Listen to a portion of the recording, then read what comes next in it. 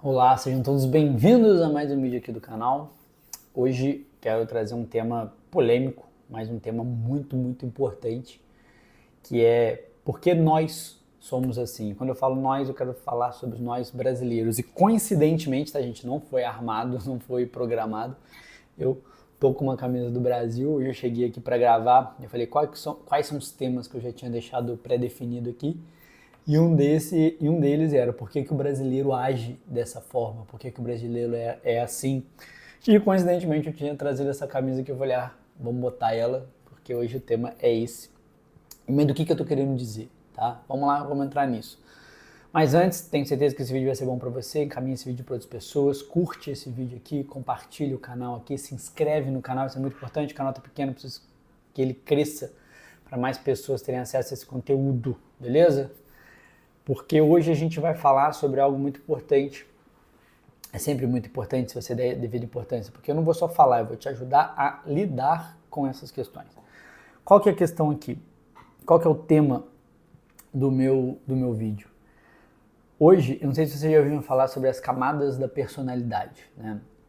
É uma teoria, pode ser usado como teoria, mas na verdade é um itinerário de amadurecimento da personalidade humana.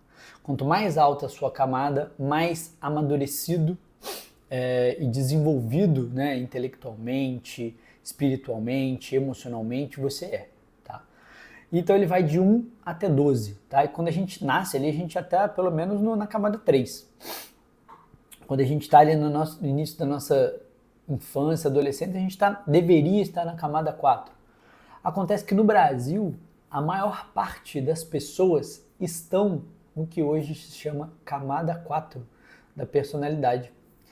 Então, se vai até 12, né, o que isso traz pra gente? Que o Brasil é um país imaturo, que o Brasil é um país que não se desenvolveu emocionalmente. E isso, gente, os dados mesmo de saúde mental mostram pra gente. Por quê? Porque o Brasil é o país mais ansioso do mundo. Né? Mais de 30% da população em algum momento desenvolveu ou desenvolverá um transtorno de ansiedade, seja ele transtorno de ansiedade generalizada, síndrome do pânico, fobia social, enfim, algum transtorno de ansiedade. Isso é preocupante e na minha concepção, no meu olhar disso tudo aí, aprendendo sobre as 12 camadas, isso está relacionado um pouco dessa nossa imaturidade como pessoas, tá? Falo nós, mas não são todos, né? Claro que tem muitas pessoas aí que estão em camadas mais avançadas, camada 6, camada 8, alguns até, se Deus quiser, camada 11, 12, mas isso é raro em qualquer lugar do mundo e principalmente no Brasil. E o que me intrigou nisso, falei, poxa, beleza, eu vi essa relação. Eu acho que outros professores meus, pessoas que me ensinaram isso, também viram essa relação. São pessoas que estão atentas, que estão olhando, estão estudando.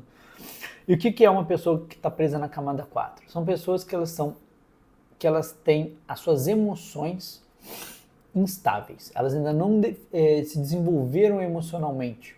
Elas ainda não conseguiram controlar os seus desejos. São pessoas que são movidas muitas das vezes pelo aquilo que ela quer no momento, seja na hora de falar alguma coisa, seja na hora de comprar alguma coisa, seja na hora, independente do que ela está fazendo ali, das suas responsabilidades, ela pensa demais nela, ou ela pensa demais em agradar outra pessoa, em parecer uma pessoa boa, em parecer uma pessoa agradável, interessante, bonita, mas no final das contas ela só quer preencher ela só tem esse desejo de ser bem querida pelos outros. Por quê? Porque se ela não for bem querida pelos outros, ela não se sente bem. Se ela não for bem vista pelas pessoas que estão ao redor dela, isso afeta ela, deixa ela triste, deixa ela ansiosa. A ansiedade, né, ela é uma espécie de preocupação, uma espécie de medo das coisas, uma espécie de insegurança em relação às coisas. Então, isso mostra que pessoas que estão, por exemplo, excessivamente preocupadas com as coisas, mostra que, tem uma desordem aqui que traz esse excesso de preocupação na vida dela. Ela não está bem definida emocionalmente. Mesmo que ela tenha problemas muito grandes, né? Tem problemas que realmente, gente, vão trazer uma preocupação exagerada. A questão é quando a preocupação ela é generalizada. Então, pessoas que não sabem gerenciar essas emoções, essas preocupações, que se abalam por tudo, que tudo é uma ofensa contra elas, tudo é um cenário de vitimização, que é o nosso país, gente. Nosso país, tudo hoje afeta outra pessoa, tudo hoje é algo que é uma ofensa a outra pessoa, mesmo que a gente não queira, não esteja falando em tom de ofensa, as pessoas vão se sentir ofendidas. Por exemplo, só de eu estar falando isso daqui, algumas pessoas podem se sentir ofendidas. Nossa, mas como ele está falando? Ele está falando que eu sou instável emocionalmente. Olha que prepotência dele, que arrogância dele. Quem ele pensa que é? Essa é a frase do brasileiro, né? Quem ele pensa que é? Com quem você pensa que está falando?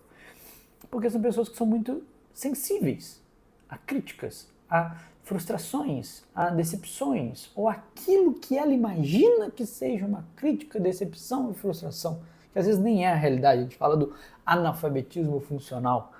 Não vou entrar muito nisso aqui não. A questão é que o nosso país está enfrentando uma crise de cultura. O que quer dizer isso? As pessoas elas perderam o referencial do que é o certo, do que é o errado, do que é bom, do que é mal, do que é bonito, do que é feio. Pode parecer bobeira falando isso, mas não, é isso que aconteceu. As pessoas não conseguem mais distinguir o que é certo do que é errado. Porque às vezes eu estou falando uma coisa só por falar, só explicando, só mostrando, constatando um fato. E a pessoa está achando que aquilo ali está diretamente atacando ela. Por quê? Porque ela tem um referencial que está perdido. Eu já não sei mais o que é o certo, o que é o errado, mas o certo é eu agir dessa maneira e pensar dessa maneira? Ou o certo é eu agir e pensar daquela maneira? Porque eu vi alguém fazendo isso, eu vi alguém fazendo daquele jeito. Qual que é o meu referencial? O nosso país ele se perdeu isso. Tá? Eu não vou falar, mas o país de fulano, mas o país ciclano. A questão não é essa. A questão, eu estou usando aqui o nosso país porque é o país que eu moro, que eu vivo, que eu vou viver a minha vida inteira aqui. Aqui estão as pessoas que eu mais me importo, né? As pessoas mais próximas a mim. E você, se está aqui, também pode ter certeza que eu me importo. E é por isso que eu estou fazendo esse vídeo. Essa perda de referencial, ela traz uma tendência das pessoas ficarem o quê? Amedrontadas, preocupadas, inseguras. Com tudo. Por quê? Porque eu não tenho referencial de qual caminho seguir. Eu não tenho aquela informação, aquela notícia que me acalenta, que me deixa tranquilo, que eu sei, não, eu estou fazendo o que é certo, independente de como eu estou me sentindo, independente do que as pessoas estão falando. Não. Eu fico inseguro porque eu não tenho referencial disso e eu olho para as pessoas e falo, pô, mas eu tenho que agradar essas pessoas. Eu tenho que fazer coisas para que elas gostem de mim. Eu não posso ser deixado de lado. É muito importante a opinião delas. E se elas não gostarem de mim? E se elas me excluírem? E se eu não for uma pessoa adequada? Então, por quê? Porque ela não tem um referencial do que é certo, do que é errado, de qual caminho que ela realmente deva seguir e dane-se os outros. Esse é o público da quarta camada. Esse é o público do Brasil. E no final das contas, as pessoas começam a se tornar pessoas o quê? Soberbas e autorreferentes. Tudo é para eu me sentir bem. Tudo é para eu me sentir bem. Então eu faço tais coisas, é para agradar o outro, mas para eu me sentir bem por estar agradando o outro. Para eu me sentir bem do outro gostar de mim. E não porque realmente eu sei, eu coloco isso como sendo certo, como sendo o errado. Eu tenho que me esforçar no trabalho, crescer, me desenvolver, eu tenho que dançar na internet. Tenho que fazer vídeos engraçados. Qual que é o certo e o que é o errado? Não tô falando que nada disso é certo ou errado, tá, gente? Mas eu falei que é isso que vai acontecendo na cabeça de vocês, na cabeça das pessoas. Então, é preciso que haja uma estabilidade em cada pessoa para que a nação como um todo, o país como um todo, se torne um país mais estável. Como eu falei, tem um choque cultural, tem uma crise cultural.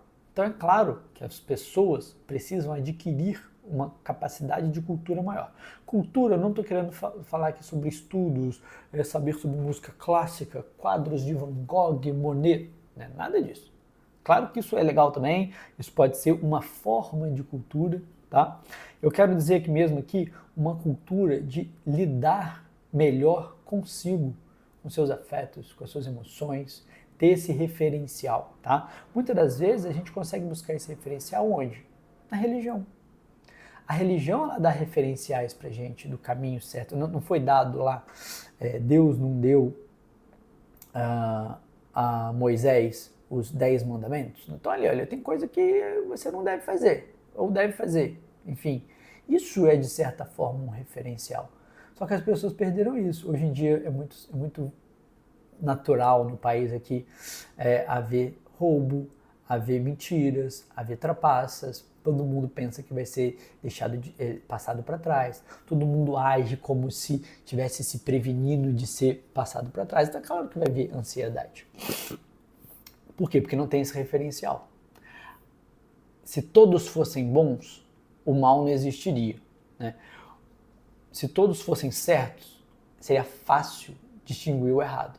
O problema é quando o certo está misturado do errado, muitas das vezes o certo parece o errado. Ah, não, você vai todo domingo à missa, você confessa uma vez por mês, você não come carne às sextas, você não usa método contraceptivo. Não, você está errado, mas não é assim que se vive. Ah, você não faz sexo antes do casamento? Como assim? Uma pessoa adquiriu um referencial para a vida dela, um referencial concreto, e as outras pessoas que vivem sem o referencial se tornam críticos daquele referencial.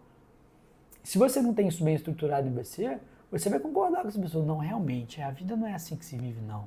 Tem que viver mais, tem que aproveitar mais das coisas, ter mais prazeres, deixar a vida me levar. É assim que o brasileiro está encrustado na nossa cabeça. Só que o problema é que esse deixa a vida me levar pode te levar para um monte de lugar ruim, um monte de lugar que você não se preparou para estar lá, porque você não foi pensando que era certo ou errado, ou você foi achando que era certo, só que no final das contas trouxe algo muito errado para você, algo muito ruim para você, porque você foi deixando, você foi se importando muito com o que os outros pensam. Então você construir essa estabilidade é importante. Como é que você faz isso? Bom, primeiro, como eu falei, você precisa adquirir referência, você precisa estudar, você precisa adquirir cultura. Tá? Isso não tem como, isso vai entrar aí para você. Não é saber sobre música clássica, arte clássica, não é essa cultura, mas é você entender melhor como o teu país funciona, como as coisas que você faz funcionam. Você precisa observar que há pessoas ao seu redor que precisam de você estável. Há pessoas ao seu redor que precisam da sua utilidade. Que Deus te deu uma utilidade nessa vida e ela precisa ser exercida. E você tem que fazer isso de forma atenta. Senão você vai ficar disperso a qualquer coisa que te tira dali. Disperso a críticas, a opiniões. Independente se isso veio da sua família, né? Abrindo esse parênteses aqui. Não, mas eu fui criado dessa maneira. Tudo bem. Só que agora você é um adulto, inteligente, que consegue discernir outras coisas. Então você tem total capacidade daqui em diante de se estabilizar. Sair dessa quarta camada da personalidade, amadurecer e olhar ao seu redor e falar, olha, tem uma galera aqui que precisa de mim. Não necessariamente sua família, mas tem pessoas aqui que podem... Eu posso ser útil aqui para o mundo. Eu posso, através do meu trabalho, exercer uma força aqui, uma habilidade, não para me sentir bem, mas para ajudar um pouquinho o lugar onde eu vivo, as pessoas onde eu vivo, aquele trabalho de formiguinha, eu vou fazer meu pouquinho aqui da melhor maneira possível, lidando com os desconfortos que é fazer isso daí, para que em algum momento essa minha utilidade tenha um valor no mundo, um valor que às vezes eu não vou enxergar. E tá tudo bem. Não precisa que todo mundo, que você esteja agradando todo mundo e tendo aquela sensação de, olha, realmente as pessoas gostam de mim, elas me têm como uma fonte de segurança. Não é isso, porque às vezes pode até ser e você nunca vai saber disso. Mas também não pode não ser, entende? Vocês têm que buscar de alguma maneira isso. Precisa haver um processo que eu chamo de autocrítica construtiva. Porque imagina, o Brasil é um país muito fofoqueiro também, né? Todo mundo fala da vida dos outros, tá todo mundo errado, tá todo mundo certo, tá todo mundo... E na hora que alguém está fazendo uma coisa errada, por exemplo, a pessoa está lá sofrendo de ansiedade, não é nem algo errado, mas ela está lá sofrendo de ansiedade, preocupada com um monte de coisa desnecessária, pequena, sabe, coisa boba. O que você fala para essa pessoa para ajudar ela? Ô fulano, não se preocupa com isso não, cara, isso é a coisa que resolve, fica tranquilo. Vamos focar no que tem para fazer aqui agora. O que tem para fazer aqui agora? Vamos lá, vamos ver isso, né? Não precisa ficar pensando demais nos outros. Não, vamos focar aqui no seu. Na hora que a pessoa está ali sofrendo de ansiedade perto de você, excessivamente preocupado com alguma coisa, você chega e você faz uma crítica construtiva ali, né? Só que na hora que você está nesse ponto, você não faz. Você acredita nesse seu processo imaginativo de que ninguém gosta de você, de que você é um inútil, de que você não sabe fazer nada, de que você tem que agradar, de que você está gordo, que você... E você não faz esse processo de, cara, não, peraí, acho que eu tô preocupado demais com isso aqui à toa. Não, peraí, o que eu tenho para fazer agora? Vamos organizar aqui a minha casa. Vamos organizar a minha mente.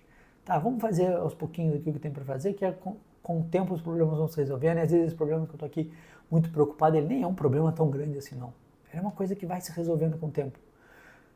Olhem outros vídeos meus aqui no canal. Vejam vídeos quando eu falo sobre a resolução de problemas, sobre dar sentido à vida. É exatamente disso que eu estou falando. Esse vídeo aqui é um complemento, um geralzão, né? Falando sobre o povo brasileiro em si, a falta de maturidade. Então, vocês construíram um processo de autocrítica construtiva, né? Conselhos para vocês mesmos, na busca de se tornar alguém melhor e não de se julgar, né? Também não é para se botar para baixo. Não, peraí, eu preciso olhar para a realidade com os olhos da realidade. E como é que você faz isso também? Porque você precisa de uma outra ferramenta assim, porque se você vê tudo com seriedade demais, você não consegue relaxar nesse momento. E aí entra outro ponto que é muito importante. Você tem que aprender a levar isso aí com bom humor, com leveza, sabe? É tipo deixar de derramar. Hoje eu arrumei a mesa de café da manhã lá em casa, eu sempre faço café da manhã lá em casa. E eu e minha esposa, a gente tá sentando em lugares diferentes do que a gente sentava antes para ficar próximo da minha filha ali no balancinho. Então eu e minha esposa, a gente sentou, só que eu esqueci disso, né? Eu arrumei no modo tradicional, que é totalmente do outro lado da mesa. Aí a minha esposa falou, não, por que você arrumou a mesa assim? Eu falei, nossa, é mesmo. Eu fui arrumar de volta a mesa pro lugar. O suplá, as coisas ali, o prato e tal, no lugar. Eu fui puxando assim na mesa, né? O que aconteceu? Arrumei o da minha esposa. Quando eu fui arrumar o meu, eu dei um mole ali. O meu prato tava com ovo e torrada. E o prato voou, caiu na cadeira e caiu no chão. Quebrou o prato com ovo, com pão. E sabe o que eu fiz nesse momento? Eu olhei pra minha esposa e ri. Falei, cara, eu sou um idiota. O que eu fiz nesse momento? Eu botei bom humor, eu botei leveza nas coisas. Eu podia me esperar e falar, caraca, eu sou um burro, 7 horas da manhã, olha a merda que eu fiz. Minha esposa podia brigar comigo. Quebrei um prato, sujei o chão, olha que porcaria, que caos isso daqui. Nossa, e agora? Sujei a cadeira, o tecido da cadeira, toda gordurada aqui, caramba. Não, eu ri, porque eu falei, dei mole, errei aqui. Eu tô dando esse exemplo para dizer que o quê? O bom humor, ele quebra qualquer sofrimento ali, pior que seja. Existe uma frase que ela diz assim, a diferença entre a tragédia e a comédia é o tempo. Hoje, né, se faz comédia, se faz humor com várias coisas ruins que aconteceram no passado. Pensa numa coisa ruim que aconteceu no seu passado. Você vai olhar para essa coisa ruim e fala, caraca, é mesmo. Você vai rir, você fala, caraca, aquela época eu me desesperei, eu achei que ia morrer, eu achei que não tinha mais solução. E hoje minha vida está totalmente diferente. Aquilo lá nem faz nem mais sentido. Eu não sei nem porque eu fiquei daquele jeito. Por quê? Porque hoje em dia você consegue colocar mais humor naquilo ali. A diferença entre a tragédia e a comédia é o tempo. Então, quando você começa a encurtar esse tempo e levar para a comédia as coisas ruins que acontecem, não para ser um palhaço, um bundão, né? Mas para você levar com leveza aquilo ali. E aí você, ao mesmo tempo, pega aquele primeiro ponto que eu falei, que é fazer essa autocrítica construtiva, com humor, com leveza, você começa a, no final das contas, organizar melhor as suas emoções. A não valorizar muito a sua ansiedade, a sua raiva, a sua tristeza.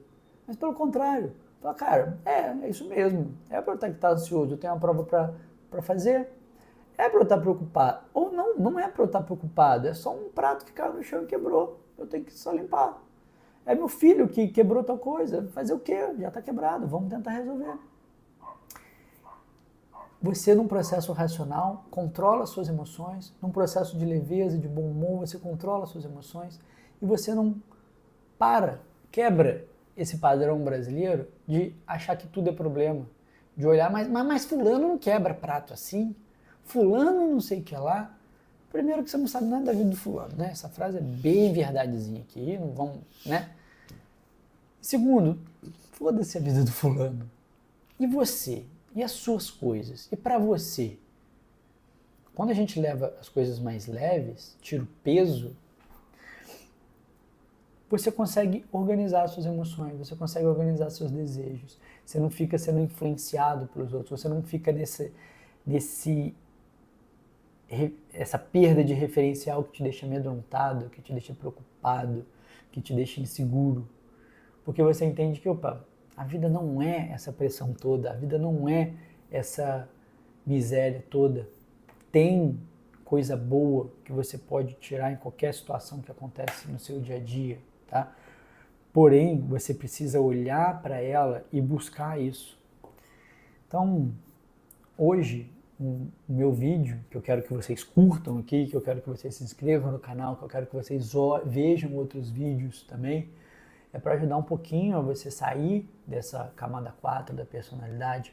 Se inscreve no link que está aqui embaixo também, na descrição do vídeo, que é para uma comunidade que eu vou fundar em breve, que é a Nova Montanha, onde eu vou te dar cada vez mais ferramenta para sair dessa imaturidade emocional, sair da camada 4, ou entender melhor o que é a camada 4. Hoje eu estou falando aqui por alto, que é para vocês fazerem sentido o vídeo do nosso Brasilzão. Mas a gente não precisa viver assim. Tem um jeito mais leve, mais tranquilo da gente seguir na nossa vida, tá? E eu quero ajudar vocês nessa, assim como eu faço todos os dias comigo mesmo, né? É um processo contínuo. Eu quero trazer vocês junto comigo porque eu sinto que vai ser melhor assim para mim, para vocês, para eu. Dessa maneira eu consigo servir melhor a vocês, entregar melhor para vocês. Eu quero que vocês sigam nesse processo. Eu quero que vocês também olhem ao redor e vejam, poxa, eu posso ser melhor também para as pessoas que estão ao meu redor aqui e trazer um pouquinho mais de bondade, de certo para o mundo. E é por isso que eu quero vocês aqui comigo. Se inscreve no link aí e vamos se ver num próximo vídeo aí. Um abraço e até a próxima.